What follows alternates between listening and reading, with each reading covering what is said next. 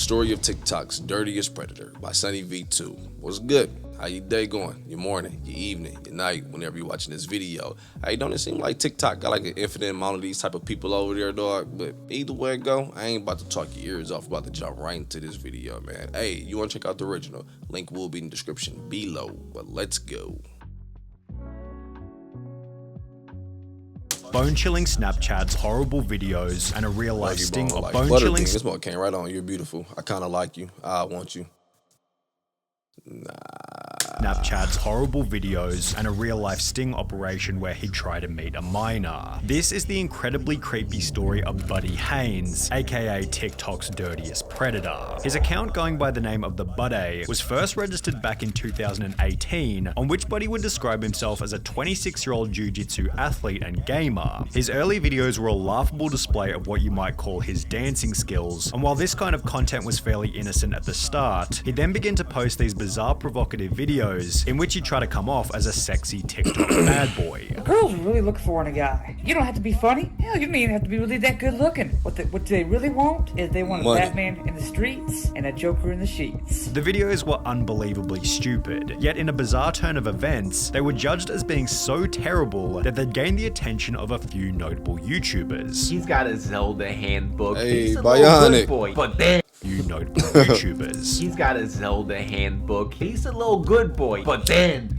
he does that 360, pulls out some handcuffs, leather coat. Boy, you best watch out for him. He gonna be snatching up your girl all day. This helped the Buddy to receive an influx of Say over some pussy for us. My bad, YouTube. Say some coochie for us. Oh man, I'm knocking everything over. Hold up, dog. Does that Freaking 360, TikTok, boy. pulls out some handcuffs. That transition, He's a little though. good boy, but then he does that 360, pulls out some handcuffs, leather coat. Boy, you best watch out for him. He gonna be snatching up your girl all day. This helped the Buddy to receive an influx of over 25,000 followers, during which the YouTuber Slazzo would also give his opinion. Do not let this man knee you with handcuffs. Never do that. That's not a good idea. And while nobody knew it at the Agreed. time, Slazzo was wise in suggesting to avoid this man with handcuffs, as the Buddy's content only became weirder and weirder from here on out. Instead of posting innocent dancing videos or even cringy bad boy videos, he rather began to post various creepy TikTok duets, often involving girls who looked underage. There were multiple videos that followed this same kind of premise. Some were innocent while others were a little more dicey, leading the Buddy to receive his first bit of hate, which he'd addressed in upload.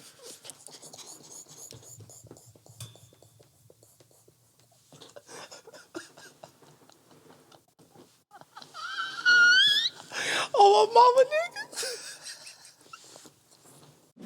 Oh, my mama, dog. I was like, yo, this nigga look like a teacher. That's the scary part, man. Because legit, at least my teachers now, though, I ain't gonna lie, dog. They, man, look way different. But yeah, I was thinking, I was like, man, he look legit like a teacher, man. Leading the Buddy to receive his first bit of hate, which he'd address in a dedicated upload. To my haters, all you're doing is fueling the fire. When you comment, like my stuff, follow me, and react to my videos trying to down me, you're just making it worse for you. So, do yourself a favor, block me, because I will continue to do duets with my fans that love me, and I will continue to do videos from my house where I live with my parents who love and support me, and I support them because they need me. However, this did nothing to stop those. I wouldn't expect that. Wait a minute. I wouldn't expect. Hold on, let me go back. I don't know why I put my hands up. Like, I don't know, dog.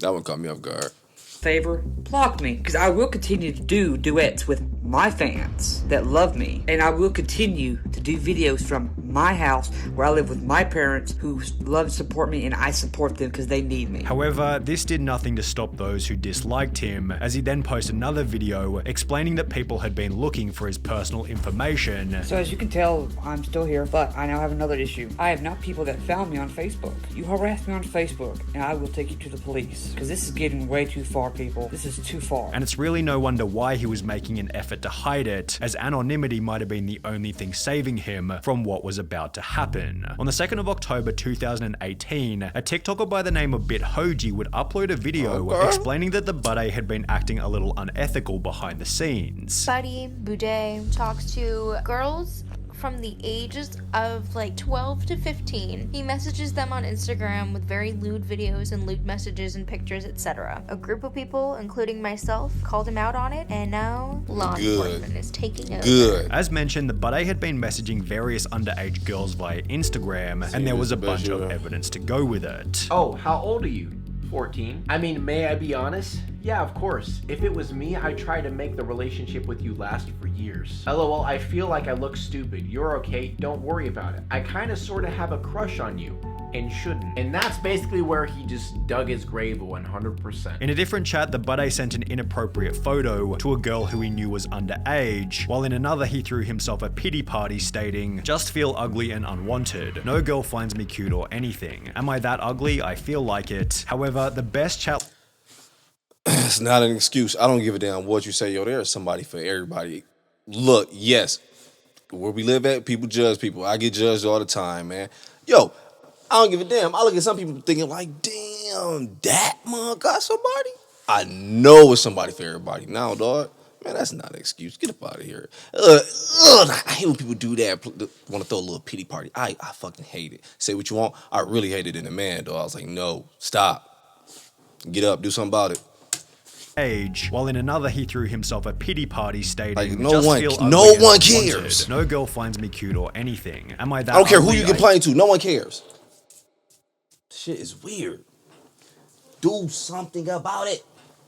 Complaining never did nothing. Go back. Let me go back. No, a girl who he knew was underage, while in another he threw himself a pity party stating, "Just feel ugly and unwanted. No girl finds me cute or anything. Am I that ugly? I feel like it." However, the best chat logs were gathered by Jay Aubrey, as he was able to message some of the girls back in 2018 when all of this first went down. Why don't you just send me something? Well, it's like blowing a kiss or something. If you don't want to, that's fine. And of course, it doesn't change once he got her phone number. You're a hottie and I'm an ugly. Oh, so I see some sugar daddy action at play here. Sent you something on Snap. Oops, may I be honest? Yeah, sure, haha.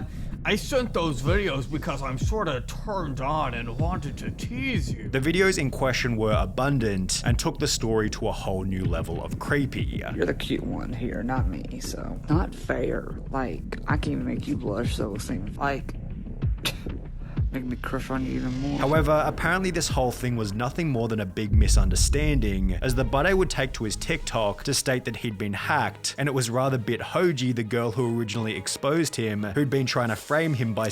Even her face looking like, get the fuck. Bithoji look like, boy, stop playing with me. And it was rather Bithoji, the girl who originally exposed him, who'd been trying to frame him by sending these messages. She'd respond to these claims in the days that followed. I'm flattered that he thinks I'm smart enough to hack into someone's iCloud, and I'm honored that he thinks I'm smart enough to know how to hack into someone's Instagram and send fake DMs. I would not make something up to this extent just to make someone look bad. And it's safe to say that nobody else was buying the Buddy's excuses, as he'd go ahead and turn off his TikTok comments before vacating the account altogether. TikTokers such as Bithoji began to celebrate, stating that the Buddy case has come to a beautiful close, with the common sentiment being that he'd been arrested. From everything I've seen, it's most likely that he's been arrested, and thank God. Yet, unbeknownst to everybody at the time, this was only the tip of the iceberg, as Buddy would return shortly thereafter by posting the following video. Look who's back. That's right, ladies and gentlemen, the day is back. I just decided to take a little mini vacation from TikTok, just to kind of cool myself off from all the fire that's been going around. So I'm back. There is no stopping me. There is no stopping the storm, the fire that is the bidet. The more followers I get, the more I love to be on here. Even if it's just to piss you off. The Buddy was back and creepier than ever. Although it's not like people had forgotten about his past, as Jay Aubrey's original expose had gone viral, amassing over 2.7 million views, with this newly found infamy leading the Buddy to defend himself further in a leaked Snapchat message. Those girls that I did duets with, yes, I did duets. They asked for those duets, first off. It was not meant to be sexual or anything. They weren't supposed to come off that way. The FBI has already investigated me. They came to my house back in 2018 when all that happened. They were just asking me stuff about TikTok and what it was, and that's it. As mentioned, law enforcement had zero interest in what Buddy had done, possibly giving him the confidence to continue, as only 4 months later a new video was uploaded by Inform Overload, confirming that the Buddy was back to his old ways in a brand new series of Snapchats. Cute. I was gonna say, you don't have to cover up for me, haha. You're cute. I'd love to get to know you more. Wish I was there. I'd want you. You're beautiful. I kinda like you. You'd be a good girl. 16, right? This is the Snapchat that she was talking about that proves Buddy Haynes knows about her age. Buddy had stated in an Instagram Q&A that he typically went for girls between the ages of 18 and 36, so to be caught Snapchatting a girl he knew was 16 wasn't the best look. After being asked were the allegations true, he'd simply state nope, and after a follow-up question of how do you feel about all the allegations toward you, he'd simply write it's all bull, which didn't exactly disprove anything, especially since there was more evidence just around the corner. Less than 2 weeks after stating that the allegations were untrue, a YouTube account by the name of Jadica uploaded a video talking about a new experience with the Buddy, which is best described in her own words. I found his Snapchat and I started posing as a 16-year-old to try and catch him in the act. And here is where I was like, well, I'm not really all that experienced in flirting. And he said that. That mother said, practice on me with his tongue out, dog. That shit is wild. Like, well, I'm not really all that experienced in flirting. And he said that I can practice on him. That's when he said really about me saying, oh, I'm not that experienced in flirting, And then here I told him that I was bored and he said he could make it better. And then I asked him what he meant by that. And he said, oh, well, I'd probably make out with you, haha. And I don't remember why, but at some point he said this. And I was like, okay, well, what do you mean by that? And he said, don't need you falling for me. Only 3 months after this exchange, the Buddy was catfished once again, this time by a YouTuber named Activist Plug, who had spent 3 months convincing the Buddy that he was a 17-year-old girl. However, Buddy had apparently learned somewhat of a lesson from his past Doggy Bone, what you got? However, Buddy had apparently learned somewhat of a lesson from his past experiences, as he kept the conversation platonic the whole time, yet he'd still agree to meet up with the non-existent 17-year-old, where Activist Plug was there to confront him. How are you? Doing good. Good. What you up to? I'm just hanging out. Just hanging out? Yep. Not meeting a friend? No. So you don't know anyone by the name of Kat? No. I don't know anybody named Kat. You weren't meeting anyone here by 6? No. You sure? Yeah, I'm pretty sure. Buddy had been busted once again, this time in the most embarrassing setting to date, after which it seemed as though the Buddy shenanigans might have finally been coming to an end. He'd retire his presence on TikTok and instead become a streamer on Twitch. However, with his most impressive Twitch clip being him getting 5 kills on Fortnite, it's not difficult to see how his account, going by the name of Papa Freak, was unable to gain more than 300 followers. Buddy would also try to launch a SoundCloud music career under the name Freak Alpha. However, to put it lightly, the music wasn't very good. Who would have thought that falling in reverse would be the claim to fame, and after all these months still king of the game, everyone knows my name. It seemed as though the Buddy had run out of ways to progress on the internet, so he'd delete his Instagram, Twitter, and Facebook. Stop! Everybody just want to rap.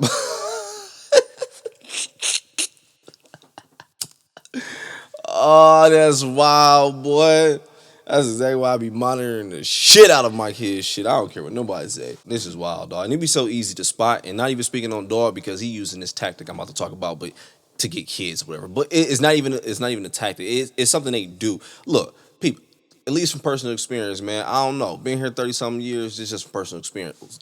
When I see dudes who be trying to get at girls, I'm talking about they be super duper desperate, like legit want a girl, would give anything to get a girl. A good amount of the times you'll see them do ish like this, where it's like they'll put so much sauce on it, they'll start doing the whole movie type of situation where it's like, let's make this girl feel like she's the center of attention. The world revolves around her, super duper romantic. I'm your knight in shining armor. All over the top, just giving them everything. Hey, tried it. Like I said, been here 30-some years, done hella dating, dog. Every time, not even just trying to prove my point. I kid you not. At 100% rate, every time I've done this in my life, it failed for me. I'm not saying I had to be a dick. Look, do what you do in life, dog. Play life, figure it out. It's all on you. I'm not saying I have to be a dick for it to work, whatever, because I think I like to believe I'm a little romantic. I ain't gonna lie to you a little bit, dog. But yeah, it was like, yo, when I tried those, things I seen in movies and heard in the R&B music that I have to put on. Hey, for me, never ever worked. It's easy to spot these kind of people, man, because they be every time when you watch these type of videos, that's what they be doing to these little kids, man. Trying to make it sound like everything is about to. Oh, I'll make sure you have it all. Oh, I'll make sure you get everything. Oh, I'll make sure you understand you're the prettiest, beautiful. Man, stop playing with me. All these months still king of the game. Everyone knows my name. It seemed as though the Buddy had run out of ways to progress on the internet, so he'd delete his Instagram, Twitter, and Facebook before going silent. Rumors began to circulate that he'd been arrested for driving slowly in a school zone, although he wasn't even on the internet to give his side of the story. That would be until January 2021, approximately 18 months after anybody had heard from him, when the Buddy would create a new YouTube channel called Papa Freak, before uploading a video titled Campfire Chat Clearing the Air, in which Buddy would finally give his full side of the story. He began by talking about why he joined TikTok in the first place. Back in 2018, I started TikTok and started enjoying it. I wanted to find an outlet to entertain people. You know, me being the butt of the joke, you know, making cringy videos and be just not really caring what people think. Before giving a possible motive for his own poor decisions. I've dealt with a lot of depression, anxiety, schizophrenia, alcohol abuse. There's a lot of those videos that I was not necessarily in my correct state of mind. Buddy would then explain that he was making an effort to fix his life. I'm staying away from TikTok. As much as you people ask me to go back, I've stopped drinking completely. I'm back on my medicine. I'm in therapy. The Buddy's last real offense seemed to have been his park meetup in 2000. Please end the video on this note. I really hope so, dog. Really hope so. All is ish. Don't get me wrong. We still gonna look at them like that. Like, nah, that's still wrong. But stop, man. If you can stop the shit, nigga. I'm about to go ahead and get up off here and enjoy my day. I ain't gonna lie. TikTok, man, remember, I don't know if you remember my old channel, dog. Cringe as fuck. But either way it go, though. I remember when we first found TikTok and was watching it, and I was telling y'all straight up, like, I can't get one. Can't see me on there, dog. Because everything just felt weird. It felt like everyone on there were either too old or too young. So I was like, I don't know, nigga. There's some shit going on here. So yeah, I just never, wasn't my field, partner. Hey, I'm about to go ahead and get up out here and enjoy my day. You do the same thing. Enjoy your day, your morning, your evening, night, whenever watching this video. But I'm out.